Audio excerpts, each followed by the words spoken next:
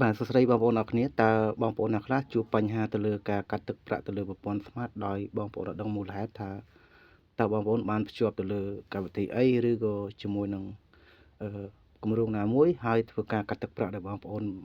មិនទាំងដឹងខ្លួនហើយធ្វើការកាត់ទឹកប្រាក់បងប្អូនចេញពីប្រព័ន្ធបងប្អូនតែម្ដងអញ្ចឹងសម្រាប់វីដេអូនេះខ្ញុំនឹងប្រាប់បងប្អូនអំពីរបៀបក្នុងការផ្ដាច់គម្រោងមិនថាគម្រោងណាមួយទេដែលយើងភ្ជាប់ឬក៏យើងមិនដឹងខ្លួនហើយធ្វើការភ្ជាប់នៅពេលដែលបងប្អូនបញ្ចូលទឹកប្រាក់ទៅគឺកាត់ចេញតែម្ដងអញ្ចឹងបងប្អូនជួបបញ្ហាហ្នឹងហើយបងប្អូនអាចធ្វើការដោះស្រាយឬក៏អាចធ្វើការផ្ដាច់នៅគម្រោងបានអញ្ចឹងសម្រាប់វីដេអូនេះសម្រាប់បងប្អូនដែលជួបបញ្ហានេះគឺអាចមើលបានអ្នកគ្នាណាខ្ញុំនឹងប្រាប់បងប្អូនអំពីរបៀបក្នុងការផ្ដាច់គម្រោងរបស់ Smart ដែលតែងតែធ្វើការកាត់ទឹកប្រាក់ឬក៏ធ្វើការអឺកាត់ទឹកប្រាក់របស់បងប្អូនបានបញ្ចូលហើយដោយអត់ដឹងមូលហេតុថាបងប្អូនបានភ្ជាប់ទៅលើកម្មវិធីណាមួយអញ្ចឹងរបៀបផ្ដាច់សម្រាប់បងប្អូនអរគ្នាគឺងាយស្រួលទេណាសម្រាប់បងប្អូនដែលទើបតែមកថ្មីបើសិនជាបងប្អូនធ្លាប់ដឹងទេគឺបងប្អូនអាចតាមដានទស្សនាវីដេអូមួយនេះខ្ញុំនឹងបង្ហាញបងប្អូនតែម្ដងអំពីរបៀបក្នុងការផ្ដាច់សម្រាប់បងប្អូនថ្មីទាំងអស់គ្នាណាដែលទើបតែមកដល់បើសិនបងប្អូនមិនទាន់បានជួយចុច Subscribe Channel ខ្ញុំទេបងប្អូនអាចជួយចុច Subscribe ចុចបើករូបកណ្ដឹងផងដើម្បីទទួលបានវីដេអូថ្មីរាល់ការអាប់ឡូតរបស់ខ្ញុំអញ្ចឹងដើម្បីផ្ដាច់គម្រោងរបស់ Smart គឺបងប្អូនត្រូវចូលកន្លែងនេះសញ្ញា call របស់យើងណាបាទយើងចូលមកកន្លែងសញ្ញា call បាទបន្ទាប់ពីយើងចូលកន្លែងសញ្ញា call ហើយបងប្អូនត្រូវវាយតាមខ្ញុំណាគឺបងប្អូនត្រូវចុចផ្កាយ1200ទ្រង់ជ្រូកហើយបងប្អូនធ្វើការចុចបញ្ជូនណាបងប្អូនធ្វើការចុចបញ្ជូនទៅបាទធ្វើការចុចកន្លែងសញ្ញាបញ្ជូនបាទអូខេបន្តមកទៀតវានឹងបង្ហាញណាវានឹងបង្ហាញអូខេគម្រោងនេះវាបង្ហាញជាមួយនឹងជំរឿទី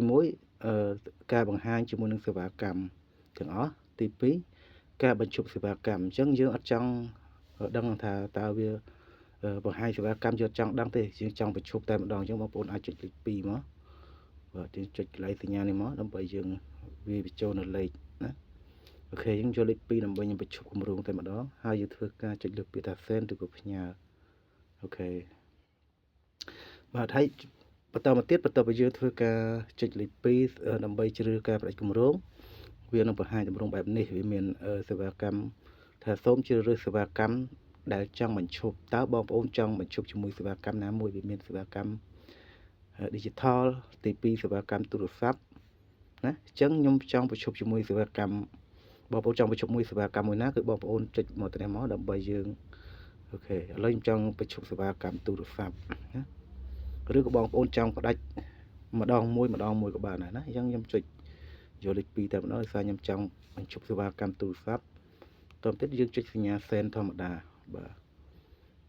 អញ្ចឹងនេះវាដាក់ថាអូខេអញ្ចឹងអ្នកកំពុងតែបញ្ឈប់សេវាកម្មទូរស័ព្ទ